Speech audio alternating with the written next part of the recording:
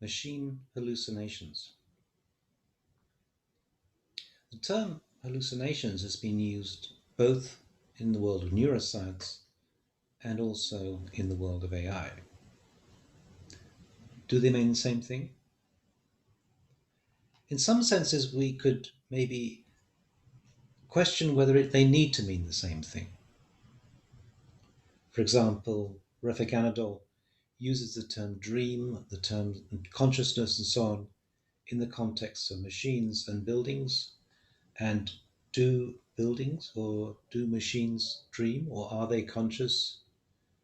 Clearly not.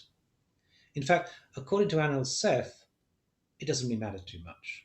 You can use the term as you will, depending on the context. And words always change according to context, as Ludwig Wittgenstein reminds us. The meaning of the word is almost totally dependent on its context. In architecture, for example, we talk about space, but so do the people from NASA. So, who is right? In a sense, it doesn't matter.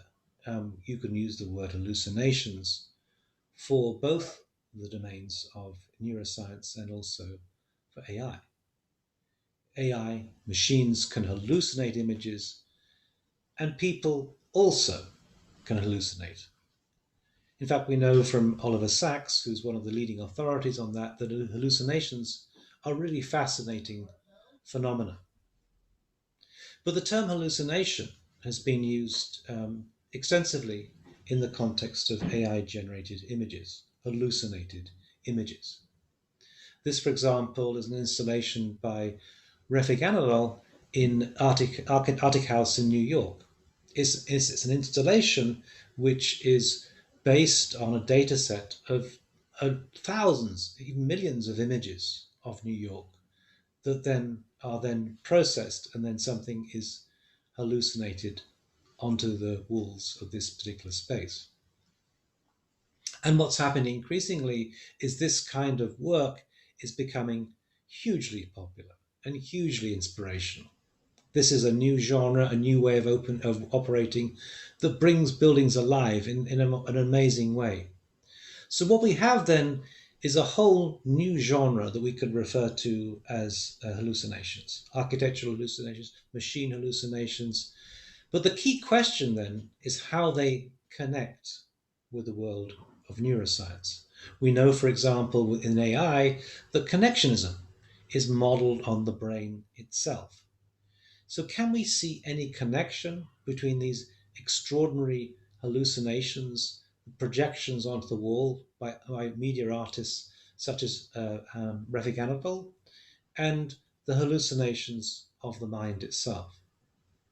In some sense, it's not necessary. At the same time, there may be some intriguing connections to be explored. In fact, the term machine hallucinations is one that we adopted for the issue of architectural design on architecture and artificial intelligence. It was edited by myself and Matthias Del Campo. Here I want to turn to the neuroscientist Anil Seth. Anil Seth is interesting because he has a background in AI. He did a PhD in AI, and now he's one of the most famous figures in the world of neuroscience. His recent book, Being You, has become a major bestseller, and his TED Talk, which has attracted literally millions of views, as you can see, has also been incredibly influential. So I just want to turn to some of the ideas that Anil Seth lays out in the TED Talk and then expands upon in the book. And particularly, I want to focus on what he means by a controlled hallucination. So, the title of the TED Talk from 2017, Your Brain Hallucinates Your Conscious Reality. What does he mean by that? The point that Anil Seth makes is the brain is locked into a bony skull. It's dark in there are no sounds. The brain can't actually see anything. It relies on, as it were, electrical signals coming in from the outside world. but it doesn't know what they are. It has to interpret them. It has to offer its best guess based on previous perceptions. The theory of predictive perception then has become crucial and central to neuroscience today. The idea that the brain is trying to guess what is out there, trying to predict what is out there based on previous experiences, just as a neural network operates based on previous experiences, based on how it has been trained. So here is a central thesis. For Anil Seth, it's not just simply the question of the brain, the mind registering what is out there in a straightforward way, as though we can simply record it and we get a glimpse of reality. Rather, we constructively we develop our own understanding. We construct our understanding of the world outside. Instead of perception depending largely on signals coming into the brain from the outside world, it depends as much, if not more, on perceptual predictions flowing in the opposite direction. We don't just passively perceive the world, we actively generate it, we actively hallucinate it. The world we experience comes as much, if not more, from the inside out as from the outside in. Now, this image here is interesting because this is one of the experiments that he conducted within his lab at the University of Sussex. And you can see that he's using deep dream, and you can see that there are certain images of dogs being hallucinated in this image. This is an experiment to think that what happens when perceptual predictions are too strong and you get this crazy images of dogs. Of course, we have to kind of rein them in, but this is something that opens up Anil Seth's understanding of how we see the world. Now, think about this for a minute. If hallucination is a kind of uncontrolled perception, then perception right here and right now is also a kind of hallucination, but a controlled hallucination. This is the radical thesis that Anil Seth puts out there. We hallucinate our conscious reality. And when we agree on it, we call it reality itself. In other words, the term hallucination can be used for both the world of AI and for the world of neuroscience, but can we see the connection? I want to here just take a moment to comment on the thinking of Slavoj Žižek. Here he is on the left-hand side with me at a conference in Zagreb in Croatia in 2008. Slavoj Žižek is one of the great minds, public intellectuals in the world today.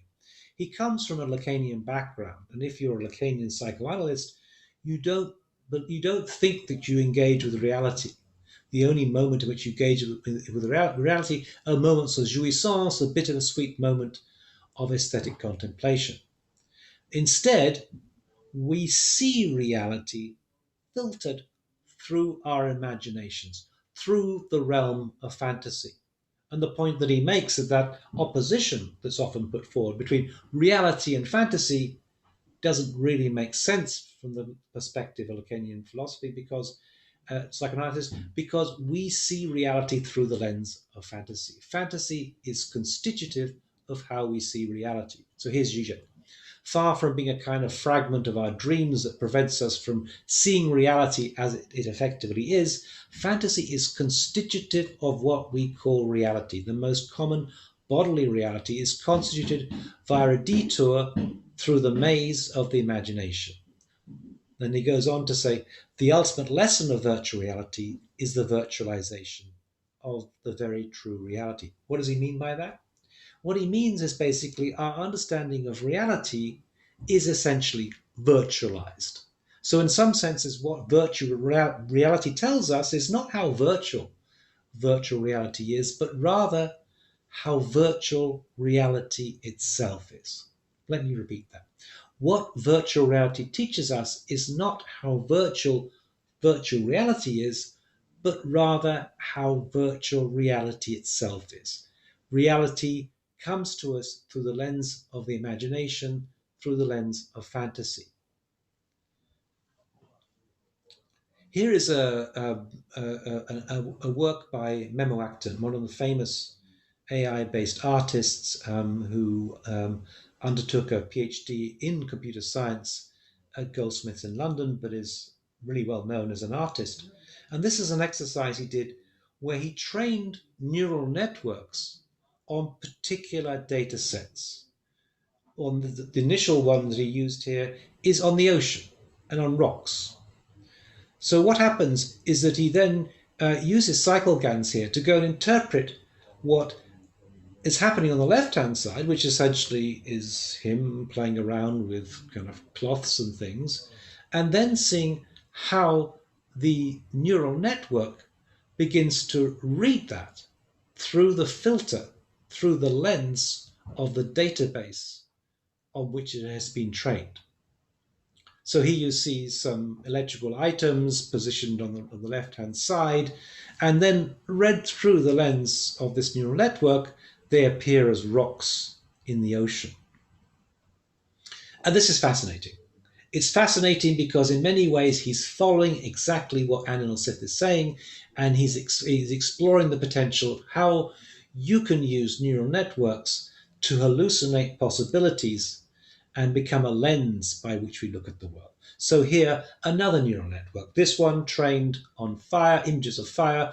So he picks up these electrical items on the left-hand side, and through the lens of the neural network, they appear as fire. Again, exactly in some ways, very similar to the thinking of Anil Seth. And he's exploring this through the lens of neural network, exploring some of the notions, the primary notions in neuroscience. And it doesn't have to be fire.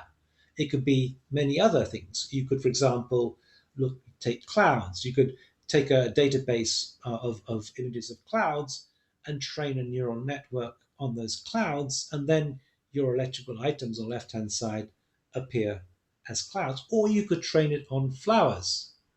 Here, his hands on the left-hand side are interpreted through the lens of, of, of flowers, images of flowers, a neural network trained on flowers. So this expresses very well how the mind actually operates. We don't see the world as it is, we see it in the way we have been trained to see. We are taking our best guess about what's out there based on previous experiences. We're trying to interpret the world based on how we think it is. This is an extraordinary work of art. And that actually happens to everyone. We all interpret things through the lens of what we have been trained on. So if you were to ask any child in any school around the world, I'm sure that they would come up with the same response. If you were to ask them how many colors there are in a rainbow, they would say seven: red, orange, yellow, green, blue, indigo, violet. Ask them to draw a picture of a rainbow, and they would draw those seven colors because that's how they've been trained to understand the rainbow.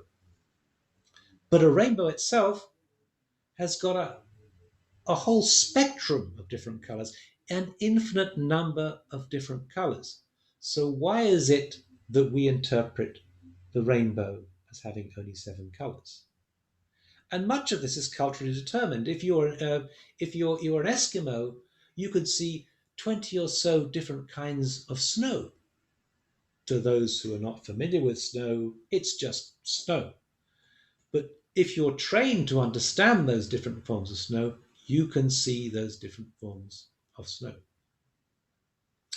This also applies in some sense to architectural education. For example, here we have what is often described as a modernist building. Ask someone what a modernist building is, and they'll probably show you something like this. This is the Villa Savoie by Le Corbusier, and it's a building on pilotis, on columns, with a flat roof. Now, is there anything especially functional about a flat roof? Well, not if you come from my country, from the UK, because it rains a lot there and flat roofs always leak. In fact, in the UK, a bit like the Eskimos, we have many different terms for rain and many different terms for cloud. Just listen to the weather forecast in the UK and you'll find out how rich our vocabulary is to describe the rain and the clouds that we're going to see the next day. So, what does this mean? What does this mean? Here, I want to show another experiment. This was done by Fernando Salcedo, one of my students at FIU, and it's a cycle gap. Now, it's an experiment very similar to the one done by Memo Acton, but whereas Memo Acton was training a neural network on flowers and fire and ocean and clouds and so on, this neural network has been trained on images of a design by Zaha Hadid architects. And here's another one. This is a neural network trained on images of generic buildings from downtown Miami. And what happens is that when Fernando is arranging his tie on the left hand side, the neural network is interpreting it as a building, as a tower block on the right hand side. It's literally hallucinating something based on what it has been trained to see.